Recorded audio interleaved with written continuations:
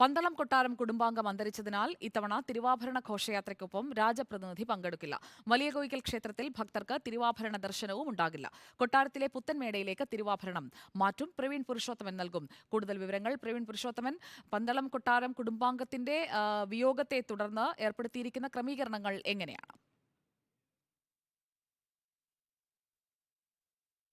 സുജയ, 13-ാം തീയതിയാണ് പന്തളം വലിയ കോയിക്കൽ ക്ഷേത്രത്തിൽ നിന്നും തിരുവാഭരണ ഘോഷയാത്ര പുറപ്പെടുക.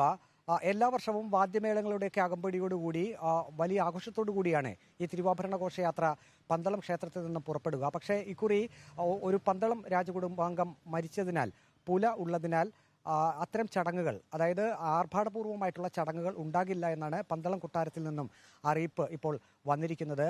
പന്തളം കുടുംബാംഗം ചോദ്യനാൾ അംബിക തമ്പുരാട്ടിയാണ് ഇന്ന് പുലർച്ചെ മരിച്ചത്. അതോടുകൂടി പന്തളം വലിയ കോയിക്കൽ ക്ഷേത്രം ഇപ്പോൾ അടച്ചിട്ടിരിക്കുകയാണ്. ഇന്ന് തന്നെ 40,000-ഓളം ഭക്തർ പന്തളം ക്ഷേത്രത്തിലേക്ക് ദർശനത്തിനായി എത്തിയിരുന്നു. പക്ഷേ അവർക്കാർക്കും ദർശനം നടത്താൻ കഴിയാത്തൊരു സാഹചര്യമാണുള്ളത്.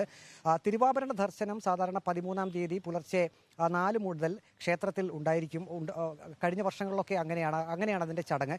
പക്ഷേ ഇക്കുറിയിൽ ഭക്തർക്ക് ഈ ഒരു തിരുവാഭരണ ദർശനം ഉണ്ടാകില്ല. പകരം ഈ തിരുവാഭരണം ക്ഷേത്രത്തിൽ നിന്നും മാറ്റി, അതിൻ്റെ പേടകങ്ങൾ മാറ്റി കൊട്ടാരത്തിലെ തന്നെ മറ്റൊരു ഇടത്തേക്ക് മാറ്റിവെക്കും. അവിടെ വെച്ചായിരിക്കും ദേവസ്വം ബോർഡ് പ്രതിനിധികൾ ഈ തിരുവാഭരണങ്ങൾ ഏറ്റുവാങ്ങുക. കൊട്ടാരത്തിൽ നിന്നും അറിയിപ്പ് വന്നിരിക്കുന്നത് പേടകം കുറച്ച് ദൂരെ നിന്നും മാറി ഭക്തർക്ക് വേണമെങ്കിൽ കാണാം. സാധാരണഗതിയിൽ തിരുവാഭരണങ്ങൾ പേടകത്തിൽ നിന്ന് പുറത്തെടുത്ത് പ്രദർശിപ്പിക്കാറുണ്ട്, ഭക്തർക്ക് അത് കാണുന്നതിന് വേണ്ടി പ്രദർശിപ്പിക്കാറുണ്ട് ക്ഷേത്രത്തിൽ. പക്ഷേ ഇക്കുറി ആ പേടകത്തിൽ നിന്നും എടുക്കില്ല എന്നാണ് അറിഞ്ഞത്. അതുമാത്രവുമല്ല, വാദ്യമേളങ്ങളുടെ അകമ്പടി കുറച്ച് ദൂരം ഉണ്ടാകില്ല. പന്തളം ക്ഷേത്ര പരിസരത്ത് നിന്നും കുറച്ച് ദൂരത്തേക്ക് ഈ തിരുവാഭരണ ഘോഷയാത്രയോടൊപ്പം വാദ്യമേളങ്ങൾ ഉണ്ടാകില്ല. അതിനുശേഷം ദേവസ്വം ബോർഡ് അധികൃതർ ഈ തിരുവാഭരണം ഏറ്റുവാങ്ങുകയും പേടകങ്ങൾ ഏറ്റുവാങ്ങുകയും ബാക്കിയുള്ള ചടങ്ങുകളെല്ലാം പഴയ രീതിയിൽ തന്നെ നടക്കുന്നതായിരിക്കും. സുജയ. പ്രവീൺ പുരുഷോത്തമനാണ് വിവരങ്ങൾ നൽകിയത്.